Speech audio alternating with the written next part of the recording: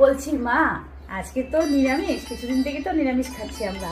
তো আজকে ডাল করেছি আর ভাতে আলু দিয়েছি। তো ভাবছি একটু পেঁয়াজ কুচি করে ভেজে একটু আলু মাখাবো। তো মাখাবো কি?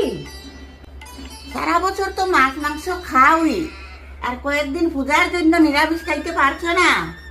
যাও আলু ভাত মাখাও। চপটা কি দারুণ হয়েছে, কয়েকদিন থেকে নিরামিষ খাচ্ছি না। জাল মুড়িটাও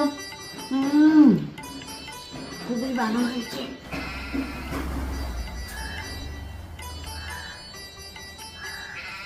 মা, কি করছেন আপনি?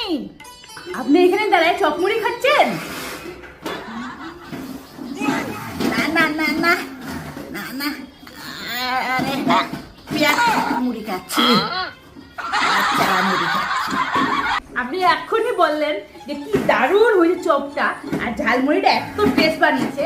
আপনি এখানে দাঁড়িয়ে থেকে ঝালমুড়ি খাচ্ছেন, চপ খাচ্ছেন, আর আমাকে জ্ঞান বাড়তেছিলেন যে পেঁয়াজ খাবো না। আমি বাড়িয়ে বাড়িয়ে পাড়ায় পাড়ায় আপনার ছেলেকে যাই বলবো এখন যে আপনি ঝালমুড়ি রাস্তায় দাঁড়িয়ে দাঁড়িয়ে চপ খাচ্ছেন। এবার কি হবে? না না না না বৌমা,